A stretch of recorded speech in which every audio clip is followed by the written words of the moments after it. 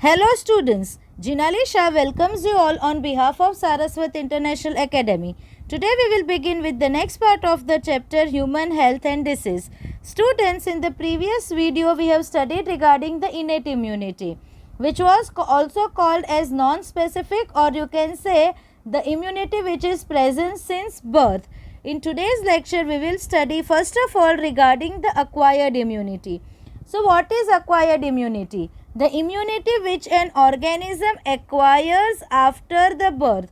The immunity which an individual acquires after the birth is known as the acquired immunity. The important property of acquired immunity, it is pathogen specific, यानी particular pathogen के लिए ये immunity रहेगी, जबकि जो innate immunity थी it was non specific type of the immunity. Pathogen हो ना हो ये इम्यूनिटी ऑलवेज अपनी बॉडी में होती है. Very important property of acquired immunity is memory. So we will see that what is this memory. It means that when our body encounters a pathogen for first time, it produces a response called as primary response, which is of low intensity. When कोई भी pathogen अपनी body में first time enter होता है, ये time पे जो immune system response देता है, that response is called as primary response. But ये प्राइमरी रिस्पॉन्स की जो इंटेंसिटी होती है it is very low. Say for example typhoid is called by the salmonella typhi और बैक्टीरिया, राइट. नाउ जब ये साल्मोनेला टाइफी अपनी बॉडी में फर्स्ट टाइम एंटर होगा तो क्या होगा, ये टाइम पे अपनी इम्यून सिस्टम रिस्पॉन्स तो देगी, एक्टिव होकर सब एक्शंस तो लेगी, बट ये जो रेस्पॉन्स होता है ये रेस्पॉन्स लो इंटेंसिटी का होता है. But if the salmonella typhi bacteria enters our body for second time, third time, fourth time, ये टाइम पे अपनी इम्यून सिस्टम इतनी ज़्यादा एक्टिव होती है कि वो तुरंत ही वो पर्टिकुलर साल्मोनेला बैक्टीरिया को मार देगी. सो ये जो सेकंड या सब्सिक्वेंट एनकाउंटर सेम पैथोजन से होता है तो ये टाइम पे immune response it is highly intensified, जबकि फर्स्ट टाइम पे लो रिस्पॉन्स होता है, इंटेंसिटी कम होती है. बट वही पैथोजन अगर अपनी बॉडी में सेकंड टाइम आए, थर्ड टाइम आए, तो ये टाइम पे ये जो इम्यून रिस्पॉन्स होता है it is highly intensified. So that immune response is called as the secondary और anamnestic response. So what is secondary और anamnestic response? Subsequent encounter with the same pathogen elicits a highly intensified secondary or amenastic response. This is ascribed due to the fact that our body appears to have the memory of the first encounter. क्यों second time पे जब pathogen आया तो immune system की जो effect थी वो highly intensified थी.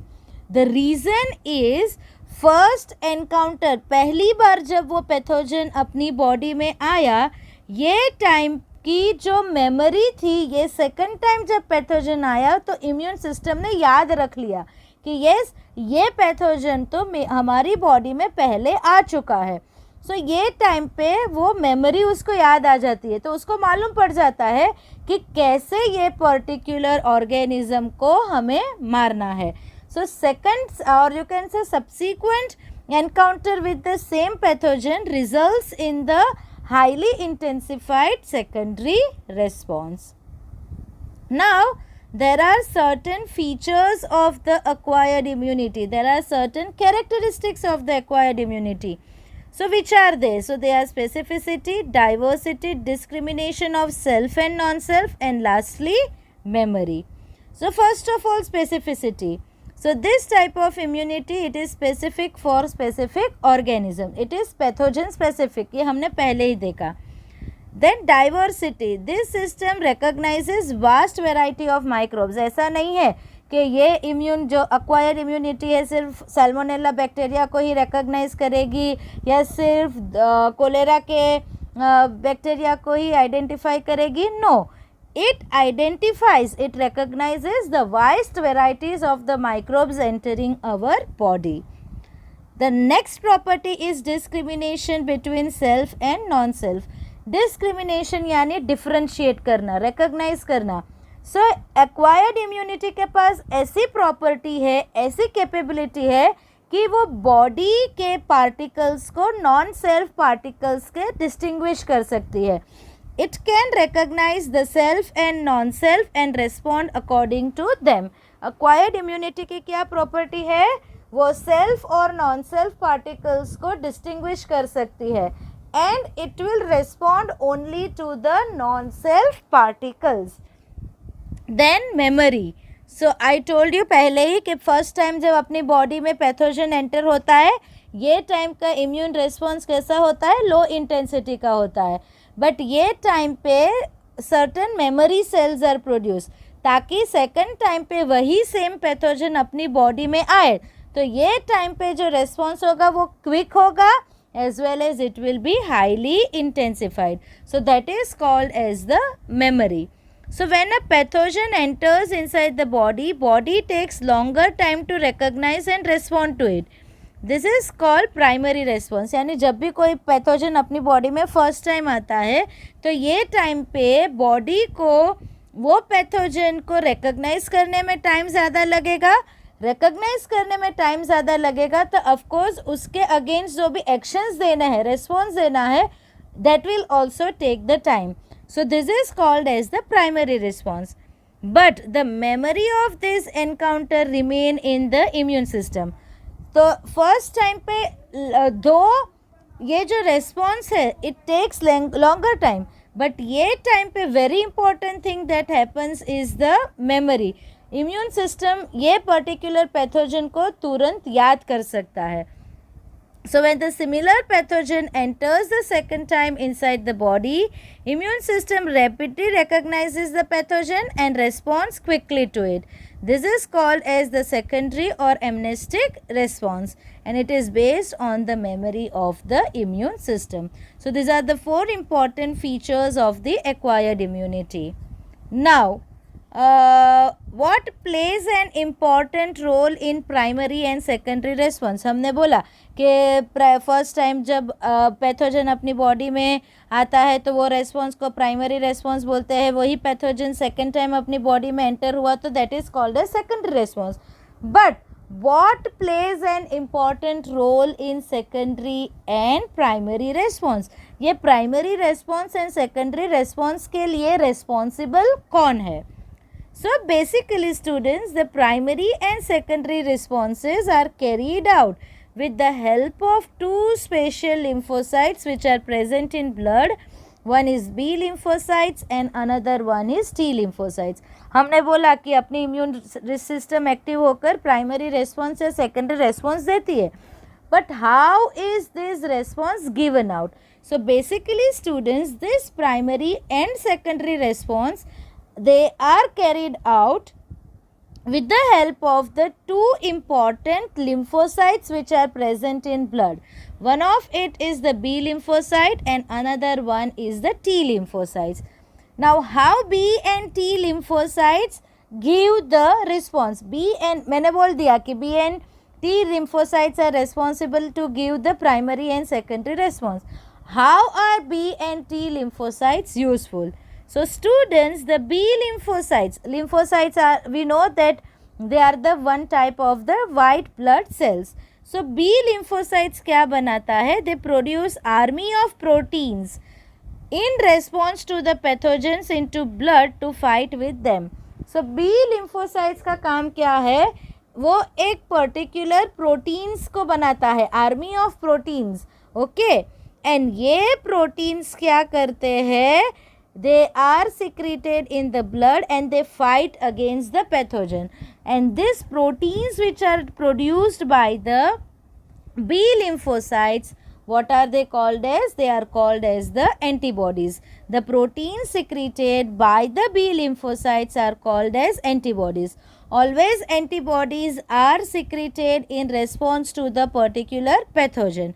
And what is the chemical nature of antibodies? They are proteins. One important thing students, these antibodies are also called as immunoglobulins. What are they also called as? They are also called as immunoglobulins. So students, how are B lymphocytes useful? They secrete the proteins called as the antigens in response to the pathogen, and it fights with that particular pathogen. Whereas the T cells themselves do not secrete antibodies but help the B cell to produce them. Okay, T cell का काम क्या है? वो खुद antibody secrete नहीं करेगा, but it will help the B cell to secrete antibody. अगर T cell ने B cell को activate नहीं किया तो B cell antibody secrete नहीं कर पाएगी. So B cell खुद antibody secrete नहीं करेगा, but it will help the B cell to secrete the antibodies. Now, structure of an antibody. So each antibody, also called as immunoglobulin, it is, I told you, they are protein in nature. So they are made up of 4 peptide chains. 2 are the small, which are called as light chain, and 2 longer chains are called as heavy chain. So each antibody molecule is made up of 4 polypeptide chain. Out of 4 polypeptide chain, 2 chains are small, which are called as light chains, and 2 are longer, which are called as the heavy chains. So we can represent antibody as H2L2. H indicates the 2 heavy chains, L indicates the 2 light chains. Now all these polypeptide chains, total 4 polypeptide chains are there. They are linked to each other. Linked means they are connected to each other by what? By a disulfide bonds. So there will be disulfide bond between these chains through which they remain connected. One light chain is attached to each heavy chain and 2 heavy chains are attached to each other to form a Y-shaped structure. See students, suppose this is a light chain, this is the heavy chain, this is another heavy chain, and this is a light chain. See students, so how are these chains connected? They are connected by the disulfide bond. So ye arrow wala, this portion is called as a disulfide bond. So each heavy chain is connected to a light chain, as well as both the heavy chains are also connected with each other, and they form which shaped structure? Y-shaped structure. The 2 top tips of this molecule bind with the antigen like lock and key fashion and make the antigen antibody complex. See students, any foreign particle entering our body is called antigen, and ये antigen के against immune system जो protein बनाती है, ये protein को क्या बोलते हैं? एंटीबॉडी. सो स्टूडेंट, ये एंटीबॉडी के tip portion, this is one tip portion, this is another tip portion. So यहाँ पे कौन बाइंड होगा? एंटीजन बाइंड होगा. How antigen binds? Like a lock and key, यानी for each and every antigen there will be a specific antibody, like there is a specific key for each and every lock. And this binding of antigen with antibody results in the formation of the antigen antibody complex. Now see students, these are the 2 light chain. Here you can see these are the 2 heavy chains. Light chain is connected with the heavy chain by a disulfide bond. These are disulfide bond, as well as the 2 heavy chains are also connected with each other through the disulfide bond. This is the top portion of the antibody, which is called as the antigen binding site. यहाँ पे कौन bind होगा? Antigen. And क्या बनाएगा? Antigen antibody complex. Now see students, there are different types of antibodies which are produced in our body, which are IgA, IgM, IgE, IgG and IgD. So these are the 5 types of the antibodies produced in the body. IgA, A stands for alpha, IgM, M stands for mu, IgE, E stands for epsilon, IgG, G stands for gamma, and IgD, D stands for delta. And यहाँ पे जो Ig है, the Ig stands for the immunoglobulin, which is the another name of the antibody. What does Ig stands for? It stands for immunoglobulin, which is the another name for the antibody. So this is the structure of the antibody. Students, it is very important. Now students, the important components of acquired immunity. Now this acquired immunity has two components. One is cell mediated immunity, shortly called as CMI, and another one is antibody mediated immunity, AMI, or also called as the humoral type of the antibody. So acquired immunity के दो components है. It एलिसिट्स, और basically हमने पहले देखा कि acquired immunity response कैसे देगा, so with the help of B and T lymphocytes. So there are two components we can say. One is cell mediated immunity and another one is the antibody mediated immunity, also called as the humoral immunity. So first of all, antibody mediated immunity or humoral immunity. So when pathogens are destroyed by the production of the antibodies, then it is called as the antibody mediated immunity or humoral immunity. यानी जब भी pathogen का destruction antibody करती है, और you can say when antibodies are secreted against the pathogen, then this type of the immunity is called as the antibody mediated immunity. Now क्यों इसको humoral immunity बोलते हैं? It is called as humoral immunity because antibodies are present in blood. So as antibody is present in blood, blood is a humor, we all know, humor means fluid. As the antibodies are present in the blood, which is a fluid, this response is also called as the humoral response. This is brought by B cells and helper T cells. B cells antibody produce करता है, और मैंने starting में बोला कि B cells को antibody produce करने के लिए कौन से सेल की help चाहिएगी? T cells. So there are different types of T cells. One of the type is helper T cells. So helper T cells क्या करते हैं? B cells को activate करते हैं, and then the B cells will release the antibody. And another one is cell mediated immunity.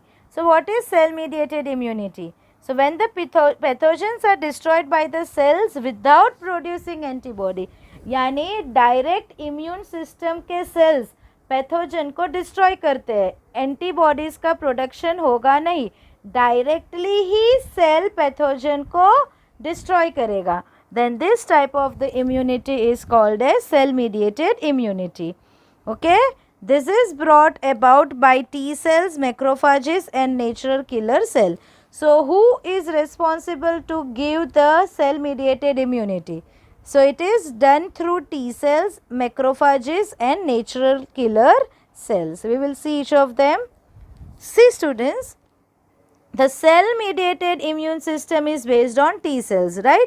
Mainly cell mediated immunity के लिए responsible कौन है? T cells. 60 to 70% of the cell mediated immunity is based on the T cells. Now students, there are four types of the T cells. One is helper T cell, second one is killer T cell, third is suppressor T cell and lastly memory T cell. So ये सब T cell का काम क्या है? So first of all, helper T cells. So it stimulates or you can say activates the B cell to produce the antibodies. ये क्या करता है?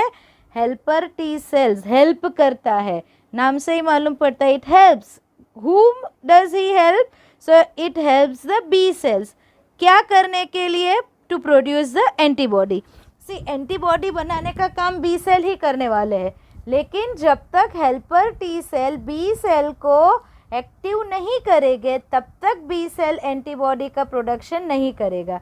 इसीलिए helper T cell helps the B cell to produce the antibody.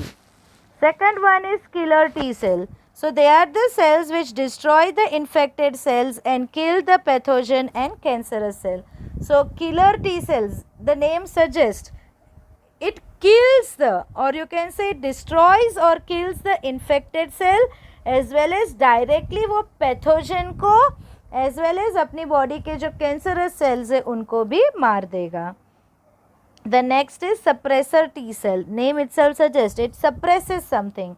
So it suppresses the functions of the helper T cell and suppress the entire immune system for attacking the own body. मैंने बोला कि acquired immunity का एक important property है discrimination between self and non self. वो कौन से particles पे वर्क करता है? नॉन सेल्फ को. So what is suppressor T cell? Suppressor T cells helper T cell के फंक्शन को सप्रेस कर देगा. से फॉर एग्जांपल अपनी बॉडी में पैथोजन आया है, एंटीबॉडीज़ का प्रोडक्शन की वजह से वो पैथोजन मर गए हैं. Now once the pathogens are cleared out of body, is there any requirement of antibody? No. So ये टाइम पे एंटीबॉडीज़ का सिक्रीशन बंद होना चाहिए ताकि ये एंटीबॉडीज़ खुद के सेल को डिस्ट्रॉय ना कर दे. सो वो क्या करता है? It suppresses the function of the helper T cells as well as वो पूरी इम्यून सिस्टम को सप्रेस करेगा ताकि ये इम्यून सिस्टम अपनी बॉडी के सेल्फ सेल्स पे वर्क ना करे. So that is the suppressor T sales.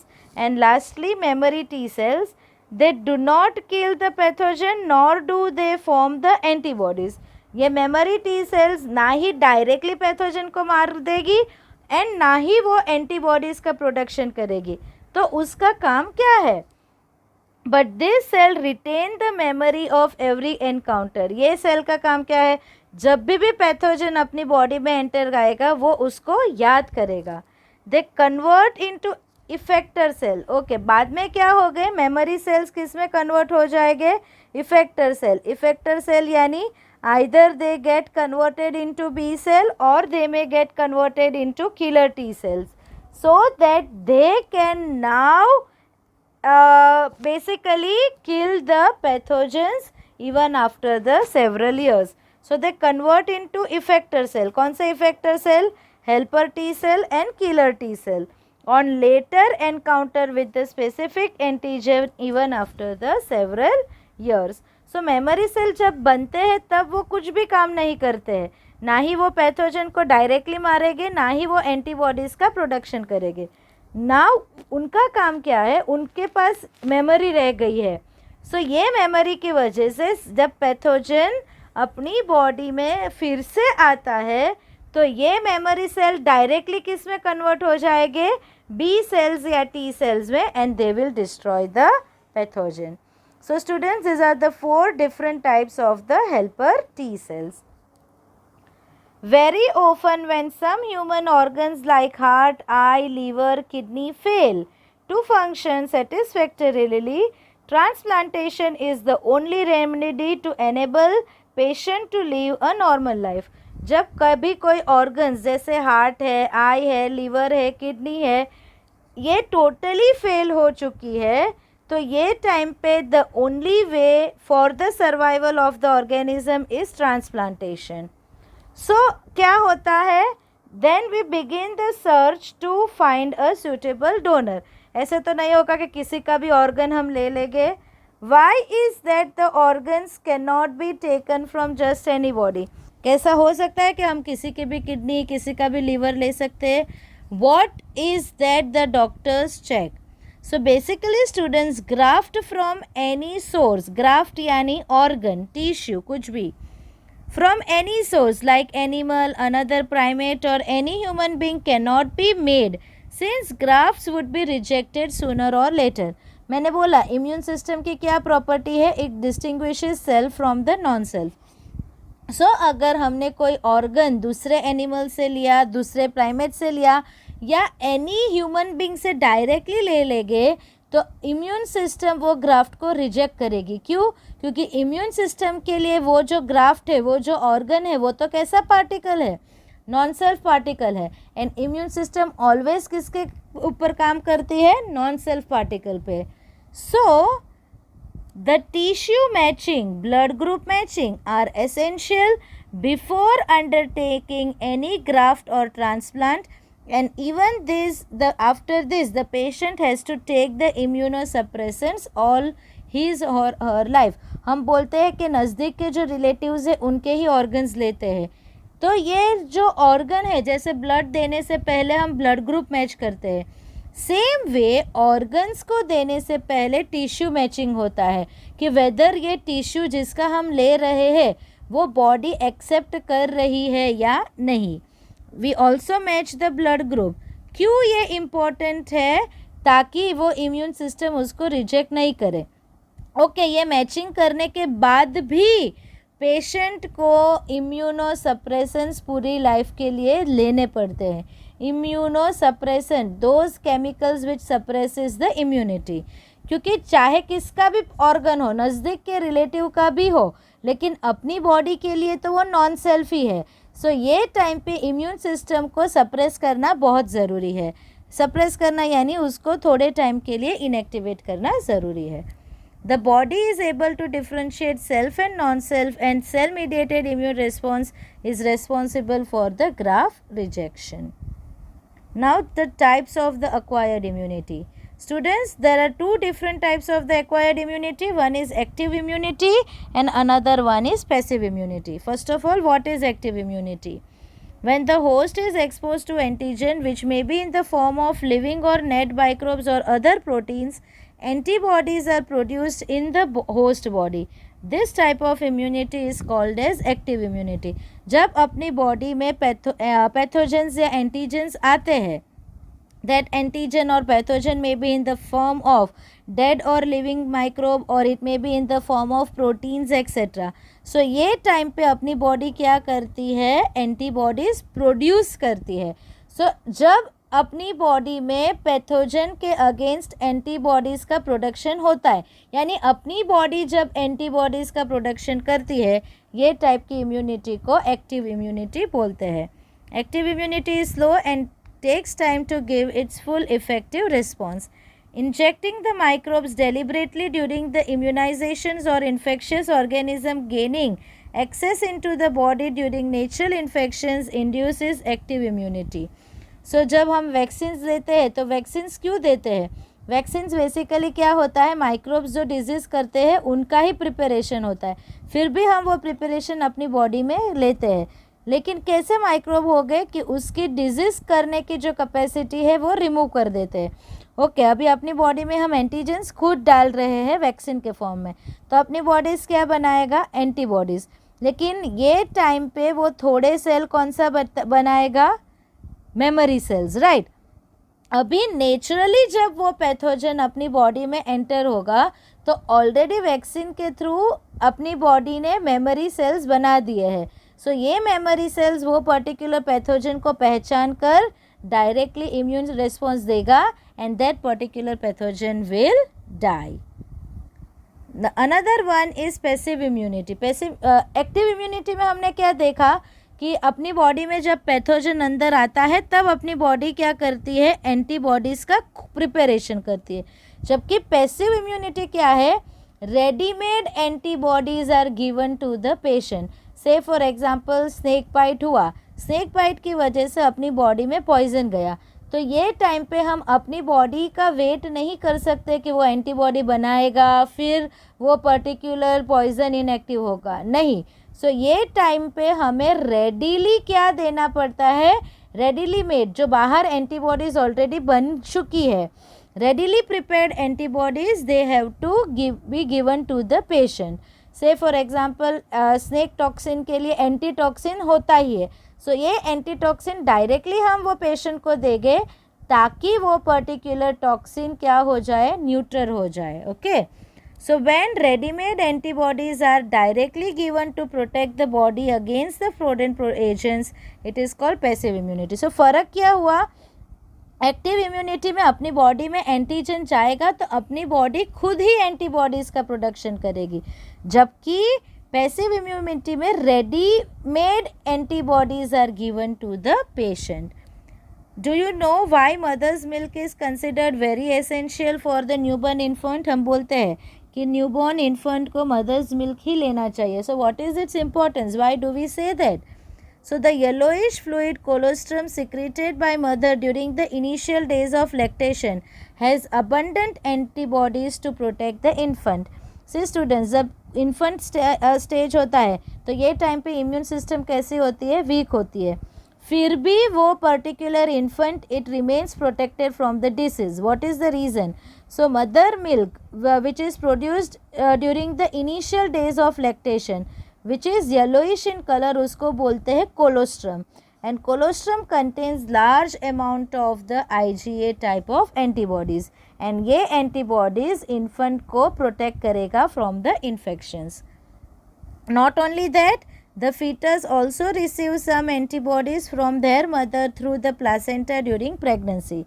So, some of the antibodies from the mother travel through the placenta into the fetus, and thus fetus gets protected from the diseases or infections. So, these are some of the examples of the passive immunity. Now students, very important topic, vaccination and immunization. So what is vaccination and immunization? हमने बोलते हैं हमने vaccines लिए, ये लिया, वो लिया. So basically vaccines होती है क्या? So vaccines are preparation of the microbe. जो माइक्रोब अपने को डिजीज़ करते हैं वही माइक्रोब्स हम वैक्सीन्स के थ्रू अपनी बॉडी में एंटर करते हैं. बट ये जो माइक्रोब हो गए आइदर वो डेड फॉर्म में हो गए या लिविंग फॉर्म में हो गए, तो उनकी विरुलेंस प्रॉपर्टी या जो डिजीज़ करने की जो कैपेसिटी होती है वो रिमूव की जाती है एंड वैक्सीन्स का प्रिपरेशन होता है. ओके, तो हमने बॉडी में एंटीजन डाला. जब अपनी बॉडी में एंटीजन जाता है तो अपनी बॉडी का एक इम्पॉर्टेंट इम्यून सिस्टम का पार्ट है जो है मेमोरी. सो ये एनकाउंटर पे टाइम पे मेमोरी हो जाती है. नाउ से फॉर एग्जांपल मैंने टाइफॉइड के लिए वैक्सीन ली. ओके, सो टाइफॉइड की वैक्सीन ली यानी मैंने टाइफॉइड के बैक्टीरिया ही अपनी बॉडी में डाले. बट कैसे बैक्टीरिया? आइदर वो डेड बैक्टीरिया हो गए और अगर वो लिविंग हो गए तो वो कैसे हो गए कि उनकी डिजीज़ करने की जो कैपेसिटी होती है उसको रिमूव कर देते हैं. तो ये टाइम पे मेमोरी अपनी इम्यून सिस्टम में बन जाती है कि ये टाइफॉइड का बैक्टीरिया एक बार तो मेरी बॉडी में आ चुका है. तो ये टाइम पे मेमोरी सेल्स बनते हैं. नाउ नेचुरली जब टाइफॉइड के बैक्टीरिया अपनी बॉडी में आते हैं तो ऑलरेडी जब वैक्सीन दी तब मेमोरी सेल्स बने थे. तो ये मेमोरी सेल्स क्विकली जब नेचुरली टाइफॉइड के बैक्टीरिया आएंगे उसको मार देगा.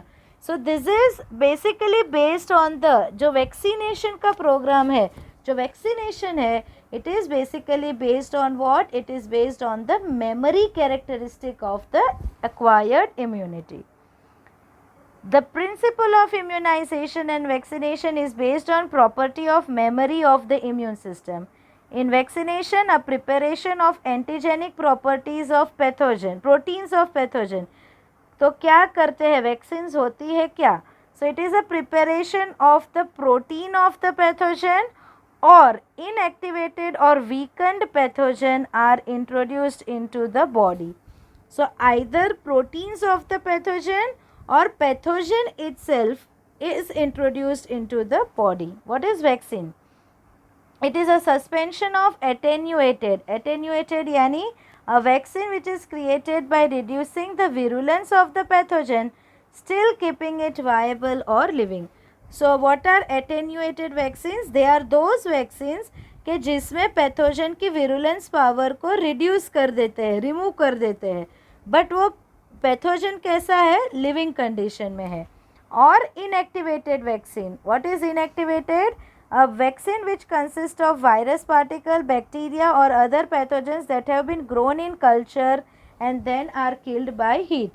So जो ऑर्गेनिज्म डिजीज़ करने वाले पहले उनको लेबोरेटरी में ग्रो करते हैं and then they will be killed in the presence of heat.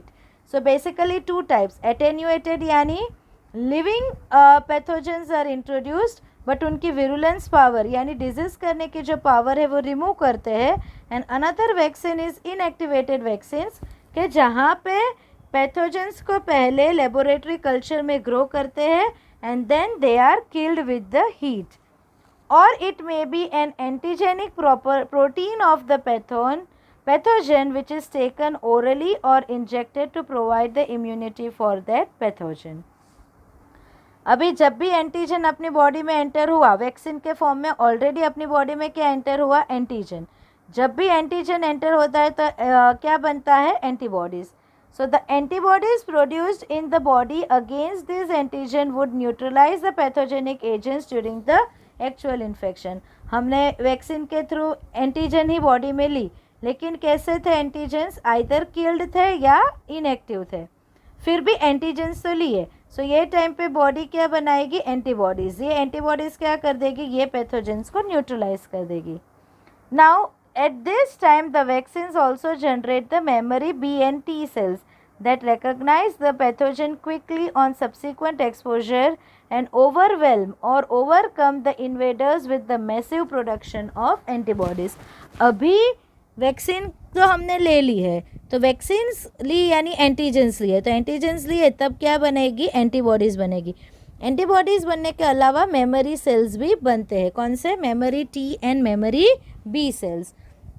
सो अभी सेम पैथोजन अपनी बॉडी में फिर से एंटर होता है, तो क्या होता है, मेमोरी सेल्स के बनने की वजह से तुरंत ही there will be massive production of the antibodies and that antigens will be destroyed. If a person is infected with some deadly microbes to which quick immune response is required, as in tetanus, we need to directly inject the preformed antibodies or antitoxin, which is a preparation containing the antibodies to toxin, right? अभी ये तो vaccines में तो हमने antigens अंदर डाले, फिर antibodies ली, बनी अपनी बॉडी में, एंड फिर जब नेचुरली वो पैथोजन अपनी बॉडी में आएगा तो सेकंड टाइम पे मेमोरी ऑलरेडी जनरेट हो चुकी होगी, तो रिस्पॉन्स क्विक होगा. But there are certain infections के persons they get infected with some deadly microbes कि जिसके लिए क्विक इम्यून रिस्पॉन्स देना बहुत ज़रूरी है. यहाँ पे हम वेट नहीं करेंगे कि चलो गया है फिर पैथोजेंस एंटीबॉडीज़ बनेगा और फिर इम्यून रिस्पॉन्स देगा. नो. से फॉर एग्जांपल टिटेनस का हम बोलते हैं, जब भी कुछ लगता है तो टिटेनस के इन्फेक्शन होने की वजह से we take the injections of tetanus. So ये बेसिकली क्या होता है कि ये टाइम पे हम रेडीमेड एंटीबॉडीज़ अपनी बॉडी में एंटर करते हैं. से फॉर एग्जाम्पल टिटेनस के लिए we directly take antitoxin. Antitoxin is anti यानी opposite, so toxin it is an antibody opposite to the toxin. Even in the case of the snake bites, the injection which is given to patients contain the preformed antibodies against the snake venom or poison.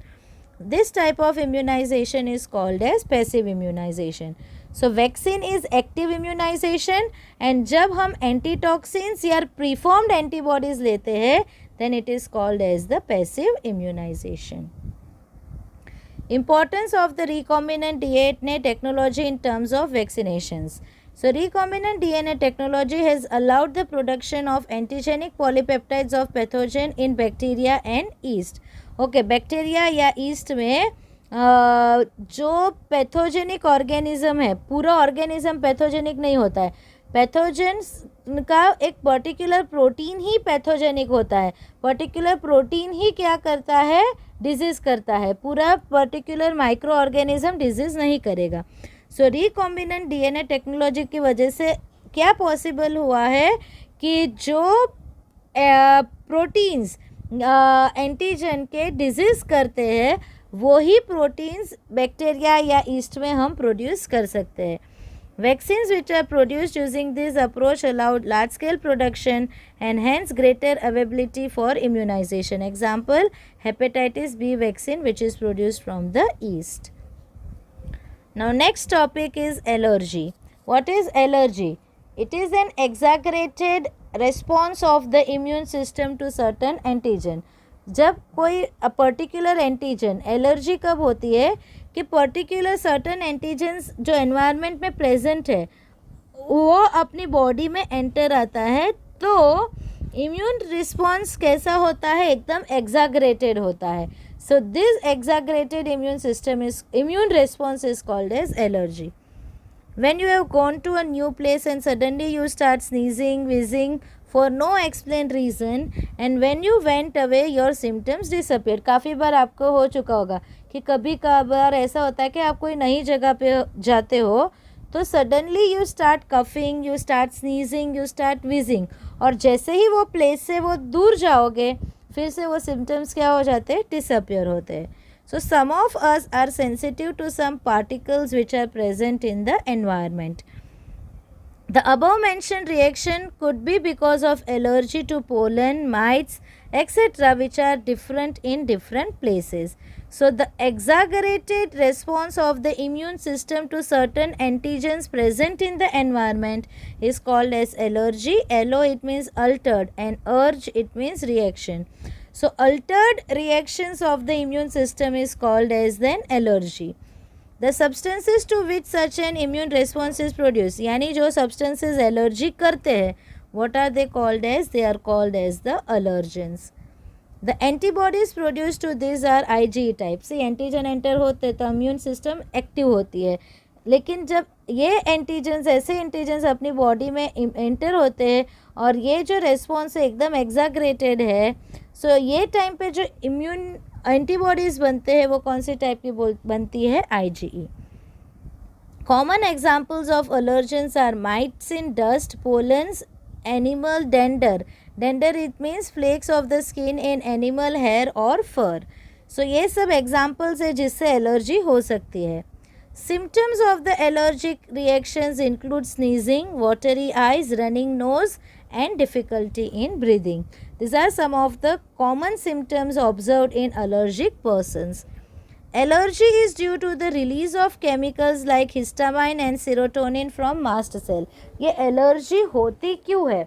So the allergy occurs because certain chemicals like histamine and serotonin, they are released from the mast cells. For determining the cause of allergy, अभी हमें देखना है कि allergy किसकी वजह से हुई है, कौन सा सब्सटेंस है जो एलर्जी कर रहा है. सो उसके लिए the patient is expose to injected with very small doses of possible allergens and the reactions are studied. Okay, doctor को लगेगा कि ये पर्टिकुलर चीज़ से एलर्जी हो सकती है टेस्टिंग के बाद.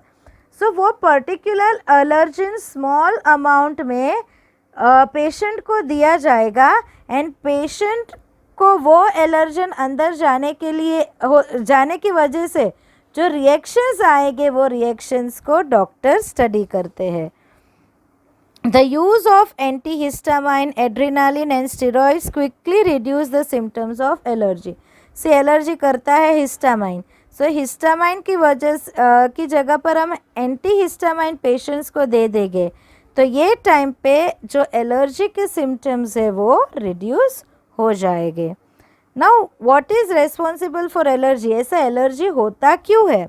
सो somehow modern day lifestyle has resulted in lowering of the immunity. So अभी की जो लाइफस्टाइल है उसकी वजह से इम्यून सिस्टम पर्सन्स की वीक हो चुकी है. And as immune systems have become weak, the persons have become more sensitive to allergen. And more children in metro cities of India suffer from allergies and asthma due to sensitivity to environment. आप देखोगे कि metro city में या बड़ी बड़ी cities में more children are affected from allergy और asthma. क्यों? क्योंकि they are living in the over protected environment. उनके पेरेंट्स उनको ओवर प्रोटेक्टेड एनवायरनमेंट में रखते हैं जिसकी वजह से उनको एनवायरनमेंट से सेंसिटिविटी बहुत कम रह जाती है. This could be because of the protected environment provided in early life. So that is regarding the allergy. Now students, let us study about the auto immunity. Auto यानी सेल्फ, इम्यूनिटी यानी we know immune response, protection against the disease. Now I told you कि acquired immunity की ऐसी एक property है कि वो self and non self को डिस्क्रिमिनेट कर सकती है, डिफ्रेंशिएट कर सकती है. बट समटाइम्स व्हाट हैपन्स कि अपनी इम्यून सिस्टम सेल्फ और नॉन सेल्फ को रिकॉग्नाइज नहीं कर पाती है. Sometimes it happens that our immune system fails to discriminate between self and non-self. ये टाइम पे अपनी इम्यून सिस्टम अपने सेल्फ सेल को अटैक करती है. वो अपनी इम्यून सिस्टम अपने खुद के ही सेल को अटैक करती है. ये इम्यून रिस्पॉन्स को बोलते हैं ऑटो इम्यूनिटी. एंड ये ऐसी इम्यूनिटीज़ की वजह से सर्टन डिसीजेस अपनी बॉडी में होते हैं which is called as the autoimmune diseases. What is autoimmunity? It is the failure of the immune system to recognize self and non-self particle and it attacks our body's own cell or antibodies you can say are formed against our self antigens. So इसको बोलते हैं autoimmunity. And इसकी वजह से जो diseases होते हैं they are called as auto immune disease. So let us begin with auto immunity. Autoimmunity is due to an abnormal immune response in which the immune system fails to properly distinguish between self and non-self and attacks its own body. Normally immune system किसको attack करता है? non-self को. But कभी ऐसा होता है कि it fails to differentiate between self particles and non-self particles. तो ये टाइम पे ये अपनी बॉडी के सेल्फ पार्टिकल को अटैक करके उसके अगेंस्ट एंटीबॉडी बनाएगा, जिसकी वजह से सेल्फ पार्टिकल्स क्या हो गए? डिस्ट्रॉय हो जाएंगे. So this is called as auto immunity. It is a system of immune responses of an organisms against its own healthy cells and tissues. Any disease that results from such an immune response is termed as autoimmune disease. So autoimmunity की वजह से जो diseases होते हैं they are called as autoimmune diseases. There are two corollaries which are related to the immune system. There are two assumptions. There are two basically assumptions related to the immune system. Which are those? First is before that, memory based acquired immunity evolved in higher vertebrates based on the ability to differentiate foreign organisms from the self cells. So basically memory based जो immunity है वो किसके ऊपर based है? It is based on the ability of the immune system to differentiate the self particles from the non self particles. While we still not understand the basis of this, two corollaries of this ability have to be understood. अपनी acquired immunity के पास ऐसी property है कि वो self and non self particle को differentiate कर सकती है. ये कैसे डिफ्रेंशिएट कर सकती है? उसके लिए there are two corollaries given. One is higher vertebrates can distinguish foreign molecules as well as foreign organisms. जो ये इम्यून सिस्टम है वो सिर्फ फॉरेन माइक्रोब्स या फॉरेन ऑर्गेनिजम्स को ही नहीं बट फॉरेन मॉलिक्यूल्स को भी वो रिकॉग्नाइज कर सकती है. Most of the experimental immunology deals with this aspect. So most part of the immunity is working with this. But to sometimes due to genetic and other unknown reasons the body attacks the self cells. पहला मैंने बोला कि immune system के पास ऐसी capacity है जो self and non self को differentiate कर सकती है, right. But sometimes due to genetic reasons और due to some other reasons ये इम्यूनिटी अपने खुद के ही सेल को अटैक करती है. This results in the damage to the body and is called as auto immune disease. Rheumatoid arthritis. Arthritis is the pain in the joint. So ये जो रूमेटॉइड आर्थराइटिस है which affects many people in our society is an autoimmune disease. Now students, the immune system of our body. So what are the components of the immune system of our body? So the human immune system consists of lymphoid organ, tissues, cells and soluble molecules like antibodies.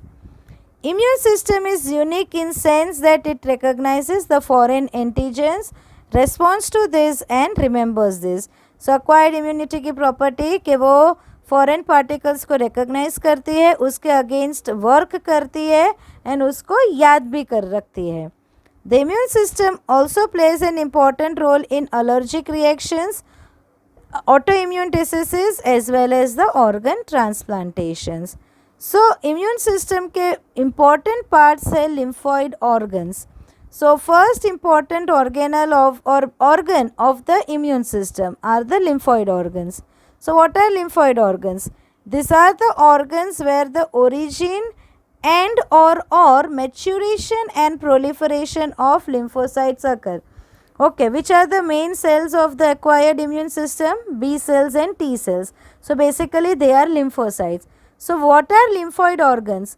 कि they are those organs जहाँ पे lymphocytes का production होता है, उनका maturation भी होता है and उनका proliferation भी होता है.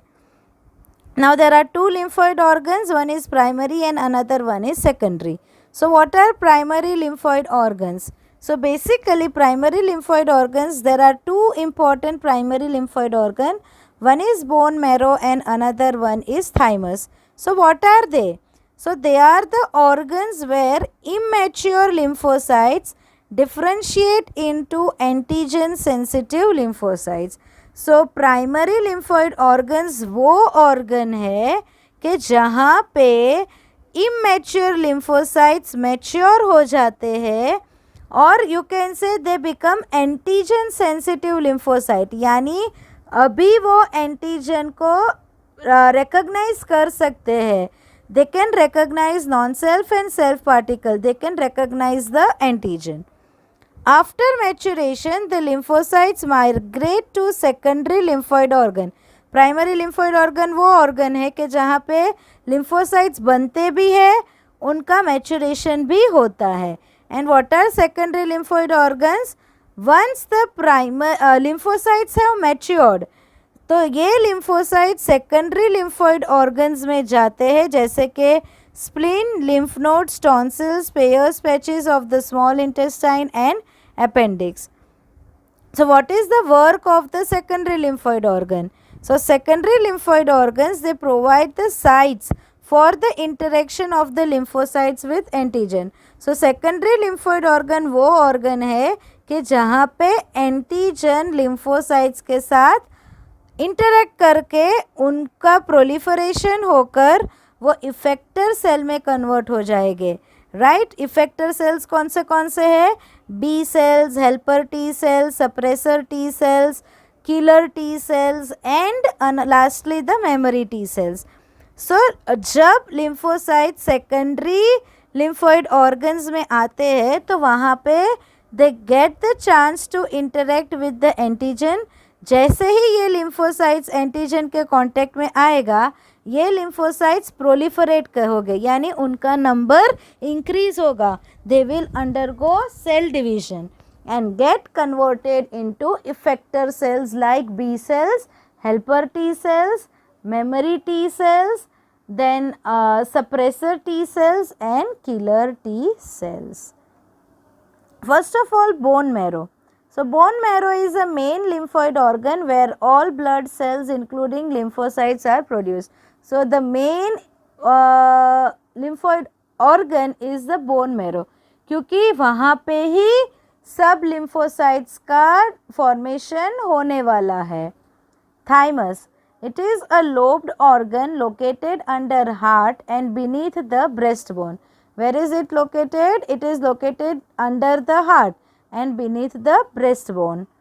Or sorry, it is located near the heart beneath the breastbone. The thymus is quite large at the time of birth. यानी बर्थ के टाइम पे थाइमस ग्लैंड काफ़ी बड़ी होती है, बट जैसे जैसे एज इंक्रीज होती है वैसे वैसे थाइमस ग्लैंड की साइज कम होती जाती है. That is called as atrophy. As the age increases the thymus gland what happens to it? It atrophies.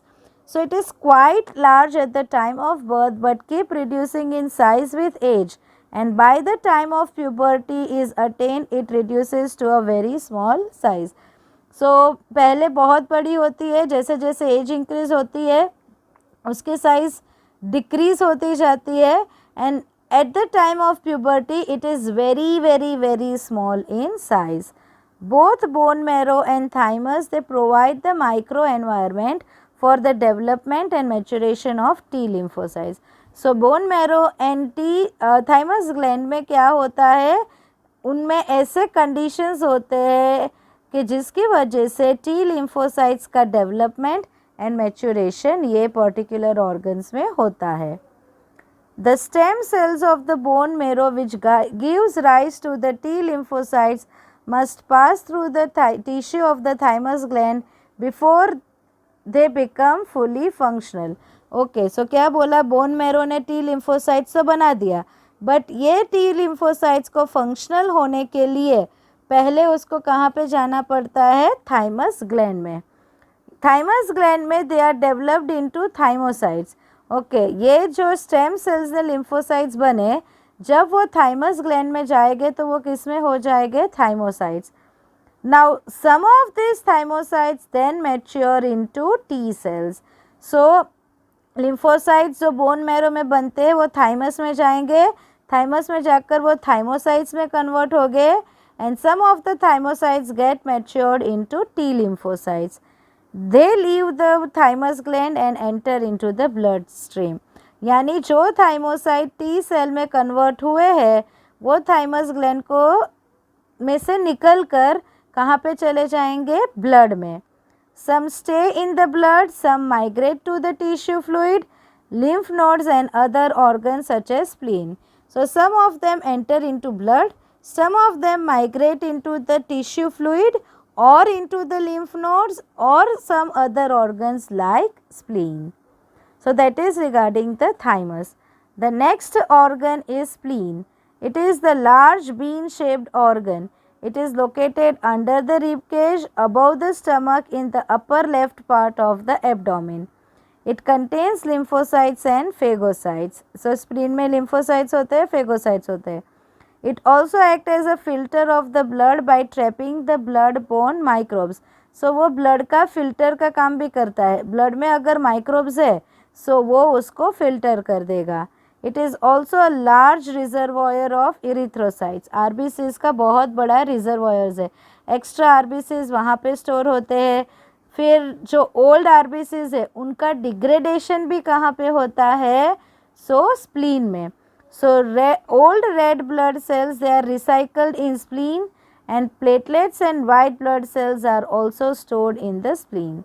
Spleen, it helps in fighting the certain kind of bacteria that causes pneumonia and meningitis. ऐसे bacteria है जो pneumonia and meningitis करते हैं, so spleen directly उसके against वो fight देगा. So, that is regarding the spleen. Lastly, the lymph nodes. So, lymph nodes are the small solid structure located at the different points along the lymphatic system. Suppose ये lymphatic system है, okay ये lymphatic system में क्या होते हैं, lymphatic vessels होते हैं. ये lymphatic vessels पे regular interval पे rounded structure होते हैं जिसको बोलते हैं lymph nodes. What it consists of? Lymph nodes. Now, lymph nodes का काम क्या है? So, it serve to trap the microbes or other antigen. So, जैसे ही ये lymph node से microbe या antigen पास होगा तो lymph node क्या कर देगा, उसको trap कर देगा, which happen to get into lymph and tissue fluid. So, tissue fluid में जो भी pathogens हो गए, जो भी antigens हो गए, जो भी microbes हो गए, एंड वो lymph जब lymph node से पास होगा तो lymph node में lymphocytes होते हैं. ये lymphocytes क्या करेंगे, ये माइक्रोब्स या एंटीजन को ट्रैप कर देंगे, एनगल्फ करके उनका फेगोसाइटोसिस करके उनको डिस्ट्रॉय कर देंगे. ओके, से फॉर एग्जांपल ये लिम्फेटिक वेसल है, ये लिम्फ नोड है, यहाँ से लिम्फ गया, ओके ये लिम्फ के अंदर माइक्रोब्स है. ओके अभी ये क्या है, लिम्फ नोड है. ये लिम्फ जब ये लिम्फ नोड के पास आएगा तो लिम्फ में जो माइक्रोब्स है वो यहाँ पे ट्रैप हो जाएंगे. अभी यहाँ पे जो लिम्फ आया वो कैसा होगा, फिल्टर्ड होगा. It will be free of the pathogens. So, antigens trapped in the lymph nodes are responsible for activation of lymphocytes present there and cause the immune response.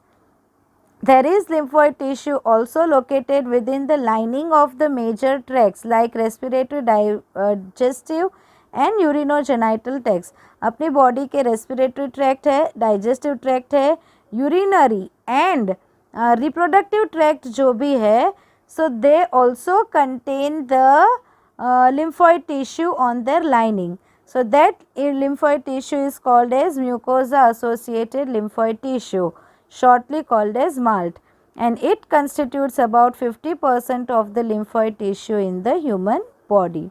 So these are the location where the lymphatic system is present. ये lymphatic vessels है, ये lymphatic vessels में यहाँ पे आपको rounded structure देख रहे हो. So this rounded structure is called as the lymph node, and this is a thymus gland. Okay, so this is a diagrammatic representation of the lymph nodes. I end my lecture here, students. In the next lecture we will study regarding the two deadliest disease, one is AIDS and another one is cancer. Thank you, students.